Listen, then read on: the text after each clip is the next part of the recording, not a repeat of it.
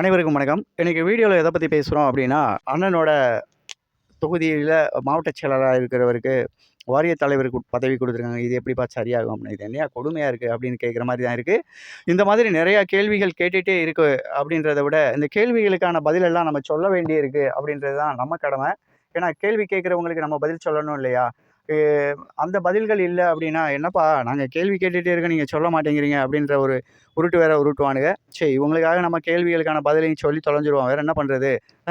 நேற்று முந்திய நாள் நம்ம விளாத்திக்குளம் எம்எல்ஏ மார்க்கண்டேயன் அவர்கள் கைது செய்யப்பட்டு 15 நாள் ரிமாண்ட் பண்ணியிருப்பாங்க.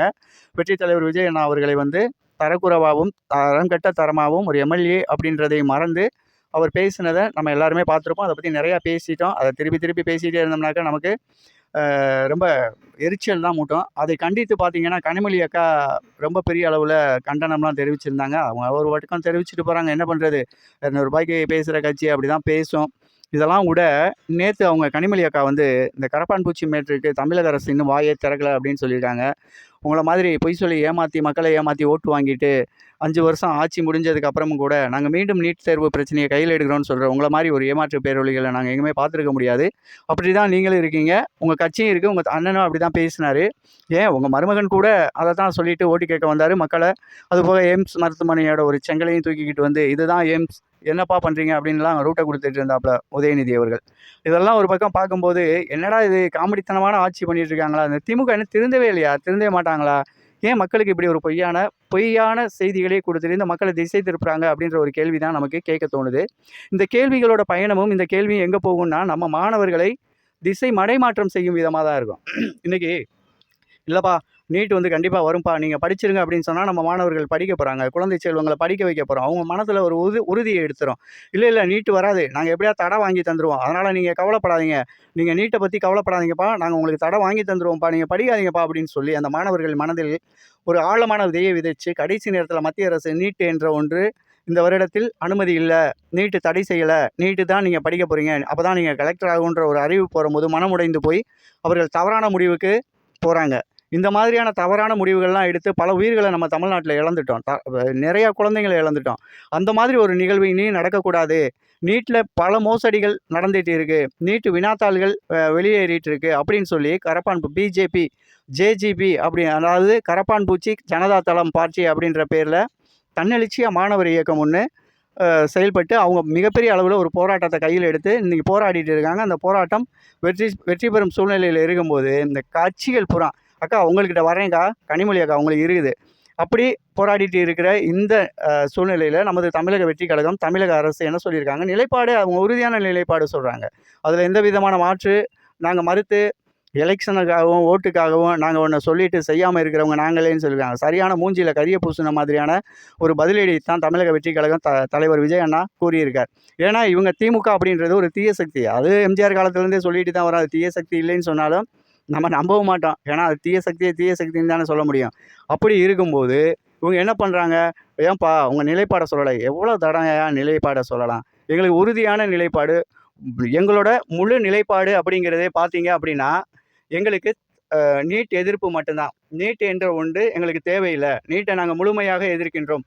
தமிழகத்திற்கான நீட்டு அப்படின்றத விட இந்தியா முழுவதுமே நீட்டு என்ற ஒரு தேர்வு நடத்த வேண்டாம். அது மோசடியான ஒரு தேர்வு. பல லட்சம் பல கோடி ரூபாய் இருக்கக்கூடிய மாணவர்கள் நீட் பயிற்சி மையங்களுக்கு சென்று பயிற்சி பெற்று அதன் மூலம் அவர்கள் அந்த டாக்டர் பட்டம் படிக்கிறதுக்கான எம்பிபிஎஸ் சீட்டு வாங்குறாங்க. இல்லாத ஏழை மாணவர்கள் மிகப்பெரிய கஷ்டத்துக்கும் சுமைகளுக்கு உள்ளாகிறாங்க அப்படின்னு தெளிவாகவே சொல்லியிருக்காங்க. ஆனால் நேற்று சப்பக்கட்டு கட்டுற மாதிரி நம்ம கனிமொழி அக்கா இருக்காங்கல்ல, இவங்க இனி அக்கா நீங்களாம் திருந்தவே மாட்டியாக்கா? நீ சொல்கிற நாங்கள்லாம் நீட்டுக்காக ரொம்ப போராடிட்டு இருந்தோம், அப்போலாம் ஒரு ஆணி நீங்கள் பிடுங்கவே கிடையாது. 5 வருஷமும் பிடுங்க கிடையாது, அதுக்கு முன்னாலேயும் நீங்கள் பிடுங்கின மாதிரி ஒரு ஆணியும் கீழே கிடையாது. அதனால் நீங்கள் நீட்டுக்காக நாங்கள் போராடினோம், நாங்கள் நீட்டுக்காக போராடுறவங்க, தமிழக மக்களுக்காக நாங்கள் சிறப்பாக செயல்படுறவங்க அப்படிலாம் நீங்கள் இனிமேல் சொல்லாதீங்க. துளி அளவு எங்களுக்கெல்லாம் நம்பிக்கை இல்லை.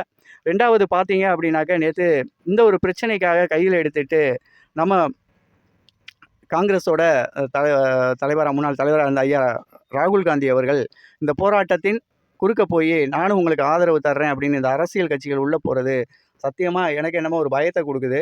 அந்த போராட்டத்தை நீர்த்து போக செய்யும் விதமாக இவர்கள் அரசியல் கட்சியினர் உள்ளே போகிறாங்களோ அப்படின்னு தோணுது. அவங்க தன்னெழுச்சியாக போராடி கூட வெற்றி அடைஞ்சு வந்துடுவாங்க. அது ஆளும் அரசுக்கும் மாணவர்களுக்குமான ஒரு பேச்சுவார்த்தையாக போயிடும். இந்த எதிர்க்கட்சிகளாக இருக்கிறவங்க இவங்க போய் போராடி அந்த போராட்டம் வெற்றி அடைஞ்ச மாதிரி வந்துருச்சுனாக்க நம்ம அரசுக்கு மிகப்பெரிய தோல்வி அடைஞ்சிருமே ஐயா மோடி அவர்கள் யோசிச்சாருன்னா இந்த மாணவர்களை இப்போ அடித்து உடச்சி இந்த கூட்டத்தை கலைக்கிற முடிவை தான் எடுப்பாங்க. அதனால் அரசியல் கட்சிகள் உள்ளே போகாதீங்க. இவ்வளோ நாள் அரசியல் கட்சிகள் நீங்கள்லாம் பிடுங்கி குமிச்சதை நாங்கள் பார்த்தோம்ல. மோசடியான அரசியல், மோசடியான வாக்குறுதிகள், மோசடியான உங்கள் செயல்களே அருவருக்கத்தக்க தகமாக இருக்குது. என்னடா இது, சாப்பாட்டுக்காக கஞ்சிக்காக அலையக்கூடிய எங்களை போன்ற ஏழை குடும்பங்களிலிருந்து ஒரு மாணவன் மருத்துவ படிப்பு என்பது ஒரு கனவாகவே இருக்கும், கனவாக தாண்டா இருக்கணும், நீங்கள்லாம் இப்படி தாண்டா இருக்கணும் அப்படின்னு சொல்லி நீங்கள்லாம் நடத்துறீங்க பாருங்கள் ஒரு நாடகம். சத்தியமாக சொல்கிறேன், ஜீரணிக்கவே முடியலை. இதில் காங்கிரஸுக்கு என்ன அக்கறை? உங்களுக்கு என்னையா வந்துச்சு? நீ தானே காங்கிரஸ்ன்னு சொல்லிட்டு நீலாம் வெக்கம் இல்லாமல் போராட்ட காலத்தில் நீ இறங்குற அப்படின்னா உன்னை மாதிரி ஒரு கேவலமான தலைவன் எவனுமே இருக்க மாட்டான். உன்னை மாதிரி ஒரு கேவலமான ஒரு தலைவர் ராகுல் காந்தி மாதிரி ஒருத்தனை நம்ம பார்க்கவே முடியாது. நீட்டு என்ற ஒன்றை கொண்டு வந்ததே நீ தான் கொண்டு வந்த. இந்த மாணவர்களை கொண்டொழித்தது நீ தான். இவ்வளவுக்கும் காரணமான ஊழ வேலை பார்த்துட்டு இன்னைக்கு போய் ஆடு நனையுதேன்னு ஓனாய் போய் அழகுதான். இதெல்லாம் நீங்கள் தமிழக வெற்றி கழகத்தில் கூட்டணியில் இருங்க, கூட்டு இல்லாமல் இருங்க, அதை பற்றிலாம் எங்களுக்கு ஒரு கவலையே இல்லை. ஆனால் நீட்டுக்கான முதல் படி எடுத்து வச்சு தூபக்கால் போட்டதே இந்த காங்கிரஸ். இன்றைக்கி இந்த காங்கிரஸ் போயிட்டு மாணவர்களுக்கு நாங்கள் நல்லா வேணாம் ராகுல் காந்தியண்ணா, நீங்கள்லாம் எவ்வளோ பெரிய அரசியல் துரோகிகள், ஒரு இன அழிப்பாளர்கள், ஒரு இனத்தை அழித்து கொண்டு குமிச்சு கேவலமாக அந்த இனமே இல்லாத அளவுக்கு தமிழன் என்ற ஒருவனுக்கான ஒரு நாடு உருவாகலாமான்னு நினச்சி வன்மத்தை கொண்டு வந்த காங்கிரஸ். நீங்கள் தமிழனுக்கு நாடு என்று உண்டா? அவங்களுக்கு மட்டும் எப்போ நாடு கிடைக்கலாம்? பிரபாகரன் என்ற எங்களது மேதகு தலைவர், தேசிய தலைவர் மேதகு பிரபாகரன் அண்ணன் இன்று அழிவுக்கும் அந்த தமிழ் தேசியம் அழிவுக்கும் அழிஞ்சதுக்கும் இன்றைக்கி அழிஞ்சு அது வளர்ந்து பெருசாக வந்துருச்சு. அதெல்லாம் நீங்கள் சொல்ல வேணாம். இப்பேற்பட்ட சூத்திரதாரிகள் அரசியலுக்குள்ளே இறங்கி இந்த மாதிரியான வேலைகளை பார்ப்பாங்க. ராகுல் காந்தியின் போராட்டம் என்பது மிகப்பெரிய மோடி மஸ்தான் வேலை.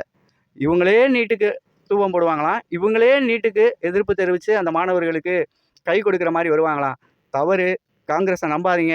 அதே மாதிரி இங்கே இருக்கிற கம்யூனிஸ்ட் வேற சப்பக்கட்டு கட்டிட்டு அந்த மாணவர்களுக்கு நாங்களும் குறுக்க இந்த கௌசிக் வந்தா அப்படின்னு சொல்லிட்டு போய் போராட்டத்துக்கு நாங்கள் ஆதரவு தரோம். நீங்களாம் ஆதரவு கொடுக்கலைனாவே அவங்க போராட்டம் ஜெயிச்சிருமையா. அரசியல் கட்சிகள் நீங்கள் உள்ளே போகாதீங்க. இன்றைக்கி வெற்றித் தலைவர் விஜய் என்ன தமிழ்நாட்டின் முதலமைச்சராக தமிழ்நாட்டில் ஆண்டிட்டு இருக்கிறவருக்கு தெரியாதா? இந்த போராட்டத்தை கையில் எடுக்கணும், ஜெயிக்கணும் அப்படின்னா அந்த விஷயம் நீட் என்ற ஒரு பிரச்சனை டெல்லி கோர்ட்டில் இருக்குது. அதை எப்படி நீங்கள் நினச்சா நான் நினச்சா நிப்பாட்ட முடியும்? நல்ல வழக்கறிஞர்களை போட்டு ஸ்திரமான வழக்கறிஞர்களை வச்சு வாதாடி அந்த கேஸை உடைச்சி நீட் என்ற ஒன்றை தடை வாங்கணும். அவங்க நீட்டு தடை இல்லைன்னு சொல்லி ஒரு ஆணை வாங்கி வச்சுருக்காங்க. கோர்ட்டு ஆர்டர் போட்டிருக்கு. அதன்படி இன்றைக்கி செயல்பட்டு இருக்காங்க. நீட்டை கொண்டு வந்தது காங்கிரஸ். நீட்டுக்கு இன்றைக்கி தடை வேணும்னு பகல் வேஷம் போட்டு பதறிக்கிட்டு இருக்கிறது இந்த காங்கிரஸ் என்ற ஒன்ற கட்சி நாடகம் நடத்திட்டு இருக்காங்க. இந்த நாடகத்தெல்லாம் நம்புகிற அளவுக்கு நாங்கள்லாம் கிடையாது. அதே மாதிரி வெற்றித் தலைவர் விஜய் அண்ணாவின் வலதுகரமாகவும் நம்பிக்கைக்குரியவராகவும் இருந்த நமது மதிப்புக்குரிய தமிழக வெற்றி கழகத்தின் அண்ணனோட தொகுதியோட மாவட்ட செயலாளருக்கு வாரிய தலைவர் கொடுத்துட்டாங்க. அது எப்படிப்பா வாரிய தலைவர் கொடுக்கலாம் அப்படின்னு சொல்லி ஒரு பக்கம் கேட்டுட்டு இருக்காங்க. வாரிய தலைவர் அவருக்கு கொடுக்காம உனக்காக கொடுப்பாங்க? அவருக்கு தான்ப்பா கொடுக்க முடியும். அது கட்சி பொறுப்பு. கட்சியில் இருக்கிற ஒருத்தர் வாரியத்துக்கு இன்றைக்கி 1000 சம்திங் கோடி ஒதுக்கி 500 கோடி ரூபா இன்றைக்கி வீட்டுக்காக வீட்டு வசதி அப்படின்னு சொல்லி இலவசமாக வீடு கட்டி கொடுக்கறதுக்கான ஒரு தொகை ஒதுக்குறாங்க. அதை புதுசாக வந்த கட்சிகளுக்கும் ஊரடிச்சு உலையில் போடுறவங்க கையிலையும் கொடுத்துட்டா அந்த ஏழைகளுக்கு வீடு போய் சேருமா? நீங்கள் ஏற்கனவே கட்டி கொடுத்த வீடுகளோட லட்சணம்லாம் நாங்கள் தான் பார்க்குறோமே.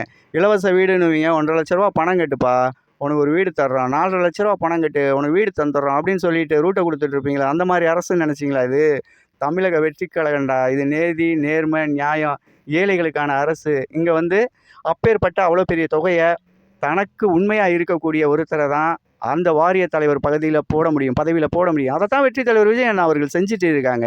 இது பொறுக்காமல் பார்த்தீங்கன்னா நம்ம திருமாவளவன் கூட எப்படியாவது ஒரு 2 வாரியம் வாங்கி போடணுன்னு உருண்டு தான் பார்த்தாரு. தலைவர் சொல்லிட்டாரு, அதுக்கெல்லாம் வேலை இல்லைண்ணே, நீங்கள் ஒரு எம்எல்ஏ வாங்கியிருக்கீங்க, ஒரு அமைச்சர் வாங்கியிருக்கீங்க, அதோடு நீங்கள் நிப்பாட்டிக்கங்கண்ணே, அதுக்கு மேலேலாம் நீங்கள் கேட்காதீங்க, இங்கே கட்சியில் உள்ளவங்களுக்கு நிறையா கொடுக்க வேண்டியிருக்கு, நேர்மையானவங்க நிறையா பேர் இருக்காங்க அப்படின்னு நேருக்கு நேராகவே சொன்னார் அப்படின்ற ஒரு தகவல் இருக்குது. அதிலிருந்து தான் திருமாவளவன் கூட கொஞ்சம் அப்படி லடாயாக பேசிகிட்டு இருக்காரு.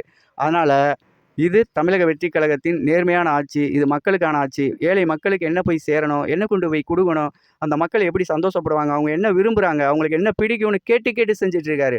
ஒரு அம்மா எப்படி தான் பிள்ளைக்கு என்ன வேணும், என்னப்பா சாப்பிட்ற, சரிப்பா இது சாப்பிடுப்பா, நல்லாயிருக்கும், இது நல்லாயிருக்கும் அப்படின்றத விட அந்த பிள்ளை என்ன கேட்குதோ அதெல்லாம் செஞ்சு கொடுத்து அந்த பிள்ளைய அப்படி பார்த்துக்கக்கூடிய ஒரு தாய் போல இன்னைக்கு தமிழக முன்னேற்ற கழகத்தின் தலைவர் வெற்றி தலைவர் விஜய் அண்ணா பார்த்துக்கிட்டு இருக்காரு. 8 கோடி மக்களின் தலைவராக இருக்காரு.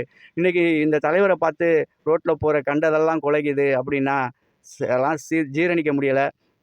அக்கா பிரேமலதா அக்காவை பற்றி பேசணும்னு நினச்சேன். சரி வேணாம், அடுத்த வீடியோவில் பார்ப்போம். அண்ணன் சீமானை பற்றி பேசணும்னு நினச்சேன். என்ன சீமானே நல்லா இருக்கானே? என்னண்ணே போய் திமுகவில் சேர போறியாம்ல? ரொம்ப மகிழ்ச்சி, சந்தோஷம். ஏன்னா நீ அங்கே தானே போய் கடைசியில் சேருவ. கூகமாரி எங்கே போய் சேரும்? கடலில் தான் சேரும். அப்படின்றதுனால நல்லபடியாக போய் நல்லபடியாக வாழ்ந்து நல்லபடியாக இன்னும் பல பெட்டிகளோடு பல்லாண்டு பல்லாயிரத்தாண்டு நீ வாழணும். தமிழ் மக்களை ஏமாத்துனது போதும். இப்போவாது தமிழர்கள் உங்களை புரிஞ்சுட்டு இருப்பாங்களே. தமிழ் தேசியம் பேசி இனிமேல் நீ உன்னாலெல்லாம் சாப்பிட முடியாது. உன் தம்பிகள் வருவாங்க இன்னைக்கு. எங்கள் அண்ணனை எப்படிடா பேசலான்னு? அதான் ஊருக்கே தெரிஞ்சிச்சு இல்லைடா உங்கள் அண்ணன் இப்படி பண்ணுறாரு அப்படின்னு. அதனால் அண்ணே நீ தப்பான முடிவு எடுக்கிறனே, ஒரு நிலையில் நில்லு. அதுக்கப்புறம் அரசியலில் வெற்றி பெற்றோம் அப்படின்னு சொல்லு. இன்னும் நிற்கவே இல்லை. இதுக்கப்புறம் நீலாம் எப்படி வெற்றி பெற போகிற, எப்படி ஜெயிக்க போகிற? ஒரு மக்களுக்கு உண்மையானவராக இருக்கணும். ஒரு மக்களோட மக்களாக இருக்கக்கூடிய தலைவனாக இருக்கணும். எதுவுமே இல்லாத ஒருத்தனை நம்பி இந்த மக்கள் எப்படி பின்னால் வருவாங்க? 8% 9% வாக்கு வச்சு இன்றைக்கி தமிழக அங்கீகாரம் பெற்ற கட்சின்னு இருந்த உன் கட்சி இன்றைக்கி அங்கீகாரம் இழந்து விட்டது. உனது அங்கீகாரம் தமிழக மக்களிடமிருந்து இழந்து விட்டீங்க. இவ்வளோ இழப்புக்கு அப்புறம் நீ வந்தா என்ன, வரலைனா என்ன? மீண்டும் அடுத்த ஒரு வீடியோவில் சந்திப்போம். நன்றி, வணக்கம். நான் உங்கள் ஆர்கே.